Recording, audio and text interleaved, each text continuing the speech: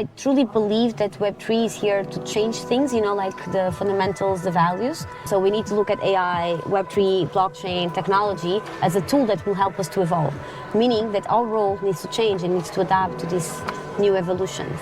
For me, Coda is like very high quality in terms of speakers and also just participants in general.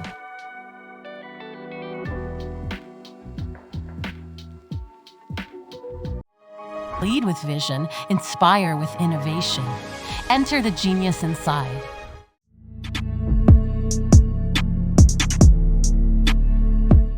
How would you see yourself? How would you compare the game-changing technology of AI against the game-changing technology of Web3 technologies? So I don't think they're against each other. No? So I actually think that AI is going to help us to move, to evolve Web3 in a more mature way, that people are actually going to understand it. I think it's going to be a key player and very helpful. But yeah, I don't see them going against each other. I think I need to say this, unfortunately, because I've been working in the Web3 industry only for a lot of years now, but I would say that AI is going to have a lot of more traction, a lot of more visibility, more adoption without even users knowing it, right? And I think if we try to build more protocols, more projects that combine blockchain technology with AI, ultimately we're also addressing our point that is becoming more inclusive and more, available to the main audience using Web3 technologies.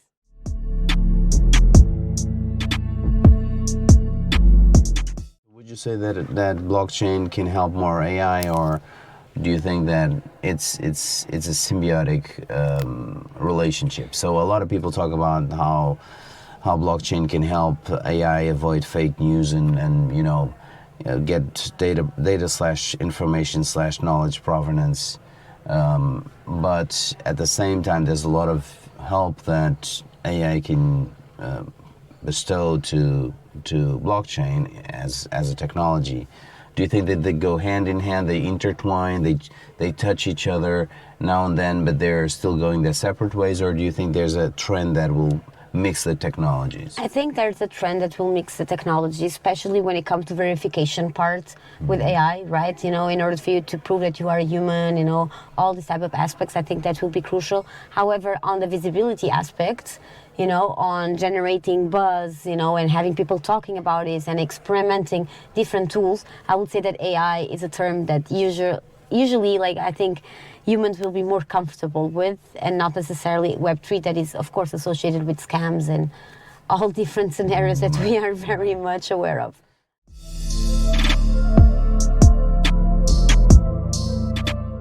Touching a little bit on what you do, because you're very active. You've been in multiple initiatives now.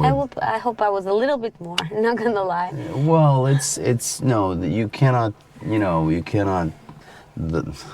I'm getting old. The day only has 24 hours, but in that sense, you've been involved with NFTs to support your organization, and you've been involved in communicating and even building, I don't want to say the narratives, but building the best communication tools / channels to make this a success. Yeah. Now, this is a David against Goliath question, which is, you're going up against the AWSs and the Azures of life. That's right. What are your David tools? What's your David toolkit? Yeah, so I would say that what set us apart from AWS and all of the other cloud giants would say that is very much focused on the joint economy that we're trying to build, bringing users back to the stage, right? All these essence and values of co-creation. So we all know that we need them, we rely on this type of service, but now we are giving a possibility away for users to take advantage of that and being more involved in this dialogue. That fundamentally this is completely attached with Web3 in general, that is making the consumer, or in this case the community, as part of everything. So we're trying to build this community-driven protocol that can also, provide all these cloud and storage and computing solutions similar to all these big giants that, of course, they centralize and they focus on themselves only. Yeah, the narrative is great in the sense that, yes, of course, you know, the community benefits more than, you know, just a very big giant just benefiting from the proceeds of all the community or all the consumers. But there's you know, there's always the adversarial perspective, which is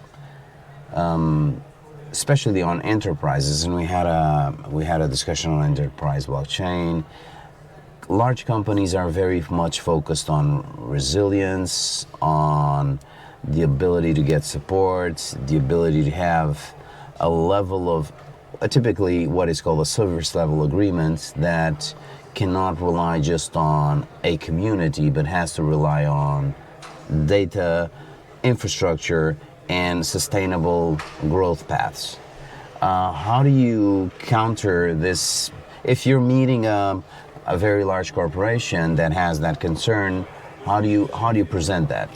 For sure, and actually this is the beauty of our project, what we are currently building, is that we actually started with a demand-first approach. And this is not very common in the Web3 space, right? And this is literally the biggest mistake, because we all dream about this mass adoption. We all complain that there's no more users or companies being on board, because actually we are trying to make like Web 2 versus Web 3, and this is not the case. We are the natural evolution of the internet, so we are literally the next step. So we should be working with Web 2 in a sense to include more blockchain technology. For that reason, in our case particularly, we do rely on Web 2 corporations. So we have this perfect balance, and for me, on a marketing perspective, for me it's crucial to speak with two different targets. That is the B2B and the B2C. And then on the B2B, most of them, they are Web 2. They don't understand nothing of what we are building. They only care about being more efficient, cheaper, faster, all of that, right? So we're talking about the terms that all the corporations like to hear. And then on the other side, we're trying to bring more the user. And the user is all about a win-win situation, how they can get tokens, how they can be more involved in governing rights, hackathons, you know, even be able to build on top of it. So for us, the way that we see is that if we just release a product community focus, that will never go live or, you know, having good success. Now it's like this perfect balance between the Web 2 and the Web 3. So do you think that, because of course, you know, FAGMA and very large big corporations, very large big tech corporations, they have a B2B and a B2C strategy, but sometimes, you know, it's even against the logic of strategy to split yourself or to spread yourself too thin, namely going for two very large stakeholders that have very different objectives. Wouldn't that be a risk for your organization to do that, or you've separated that very clearly and there's a specific strategy for B2B and a specific strategy for B2C? We do have a specific strategy for each segment. I would say that even though we are going to onboard different hardware providers, different service providers, meaning even different players inside of the Web 2 angle, I don't see this as a threat at all. Of course, we need to make sure that we educate them properly, they see the value and the point of being integrated into our protocol. But definitely there's two different strategies for two different audience, but I don't see this as an issue because it's ultimately they're also getting something out of it. So. Okay.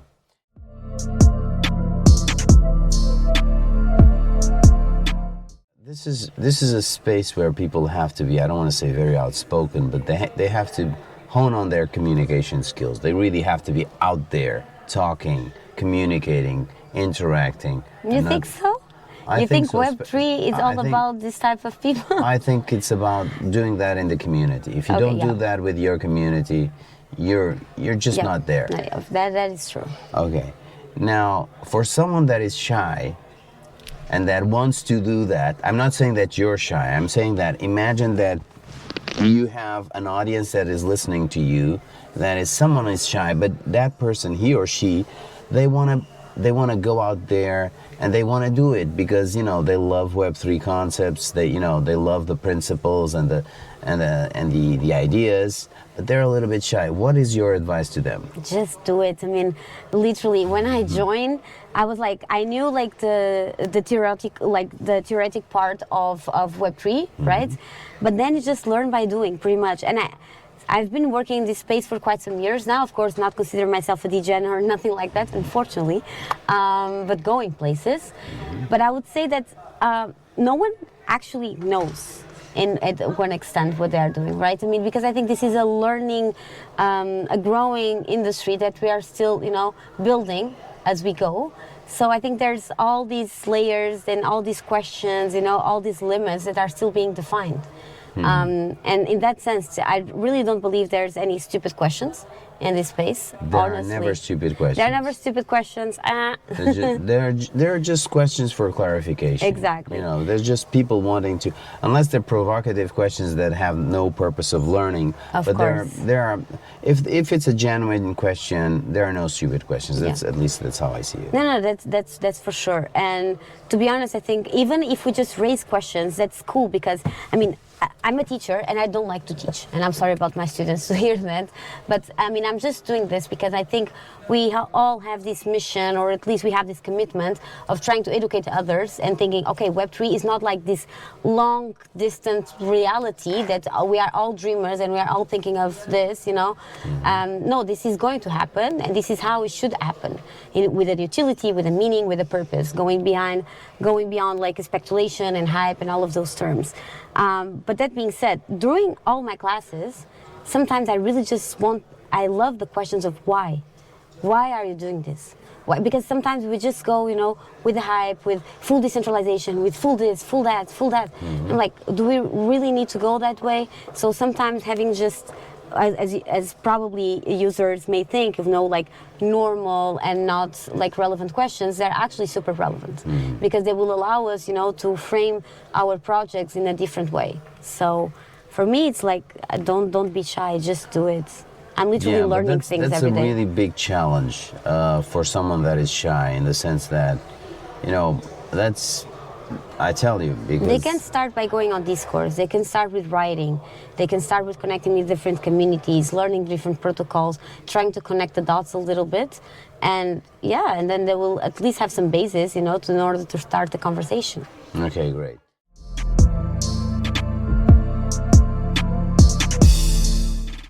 The other question is, and back to the toolkit for the David against the Goliath. What is your recommendation for someone that is starting a very small project but understands that they have starting a small Web3 project but understands that they're going to face really big competition? What do you recommend them to do? Apart from building networks, writing, as you said, connecting extensively with the community. What were your lessons learned from the past? And usually, mistakes are the best lessons. Yeah, they are.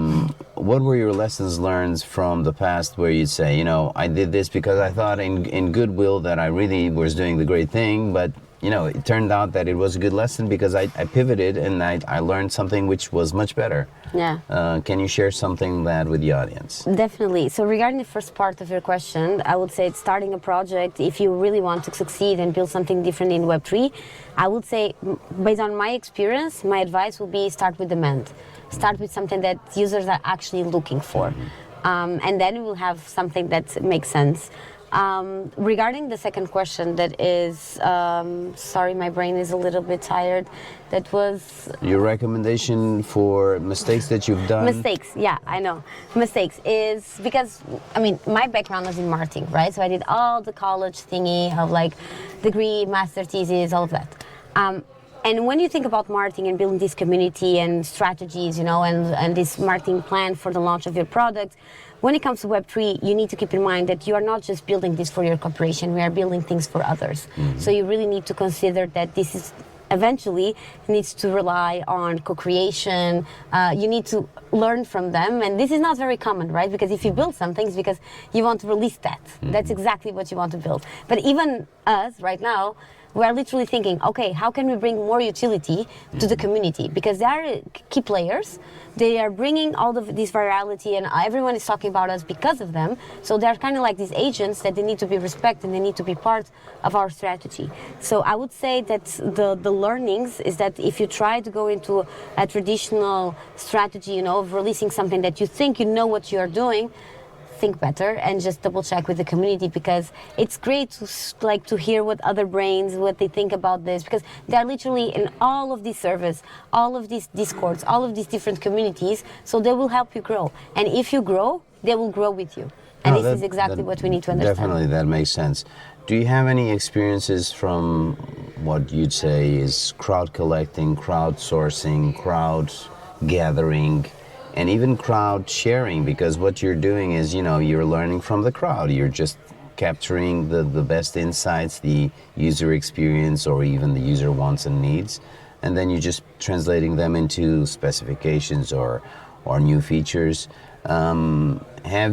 Do you have a process? Does Impossible has a process for that, or is it more, I don't want to say Web 2 based? Let's go and say it. Or is it more Web 2 based? No, we do have a process for that. I mean, we do have this open channel feedback always, like to make sure, and we also have referrals, because we want our community to be able to help us to grow, you know, to find other partners, to find other data centers, to find other node operators, to find builders that actually want to build on top of ICN. Of course, this is not going to be available for a while, but eventually. So it's important to start right now. It's important to bring the voice, the gathering, as you were saying. So we are starting with that, even though that is very early stage, right? But we consider that as like key pieces in order for what we want to achieve in the future. Mm-hmm. Got it.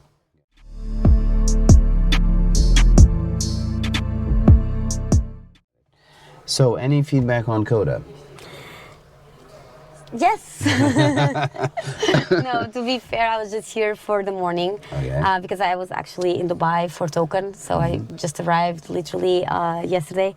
But so far, great. I really like all the questions that people raise. I think there are questions that from users and professionals that actually know what they are doing. And that's very cool, because you hear a lot of blah, blah, blah, blah, blah, blah, blah in Web3 conference. And that's a cool blah, blah, blah, blah. But if you actually connect with real builders, that's great. So I would say that for me, Coda is like very high quality in terms of speakers and also just participants in general. Thank you. We are honored to have you, and we're looking for the next years to grow in a sustainable but also high quality, as you said. The importance of high quality. Because that's the issue, you know, with all of these conferences. That back in the days they started with this very cool and very, you know, valuable thing for the industry, but then they just got caught up with all the sponsorships and panels, and then giving away free spots, you know, for panelists. And I mean, I think it's a business model. It's part of the job, but.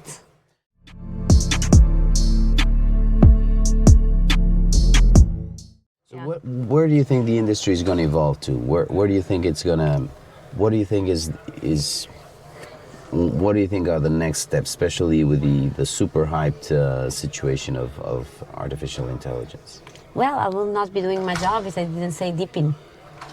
Yeah, but no, but I honestly believe in that, because I think it's going to be the thing that allow us to move away from our bubble, our cryptocurrency bubble, our tokens, you know, exchanges, you know, all of that, to something that actually has a real meaning and a real purpose in a real industry, that is corporations. So because right now I think most of the projects we are trying to go directly to the user. But if we go directly to the corporations and if we build something with them, that will allow us to get there faster. Right. And I'm not asking you to reveal any corporate secrets or any developments, but a lot of organizations built an alliance-based approach to B2C. Sorry, to B2B. Is this in the making, or is this that is being developed? What's the next approach to B2B? Because it makes a lot of sense. Obviously, it makes a lot of sense to B2C, but to B2B, it's a different game and it's a different stakeholder, as you said. For us, it's actually the core, right? We started on the B2B and only then we onboarded the B2C. So we already have that angle covered out. You know, we have different hardware providers across the globe. different service providers, real clients, real customers.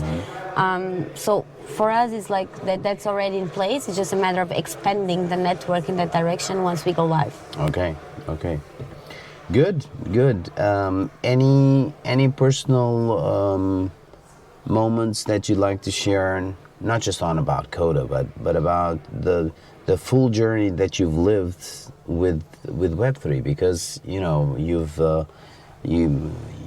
just off college you immersed Web3. You immersed yourself into Web3, and then essentially things started to evolve very quickly. Yeah. And so how would you describe that journey? I mean, I would say that it's never boring, for sure. Never boring. I'd say it's great because I cannot allow myself to just stay comfortable. Literally, that's not an option. If you want to build great things in this industry and try to keep up with the industry, you need to stay curious. You need to make sure that you understand what is out there. So I would say that it's always like a constant learning experience, and I really like that because it helped me to grow, also on a professional and on a personal side. But yeah, so many exciting things. I mean, I used to love back in the days when the market was so high and then everyone was just party building, and Yeah. that was cool. But now I think I prefer the market like this, like real builders, solid people. Literally, you see everyone that left the markets left for a good reason. So Yes, that's good. and the market has skimmed the fluff, and now it's just like the builders are back in that's town. true. That's true. Great. Thank you so much for the interview. It's been a pleasure. Thank you. We'll post this and we'll let you know. Thank you for your support for Coda, and thank you for being here. And we're at your service. Thank you. Thank you.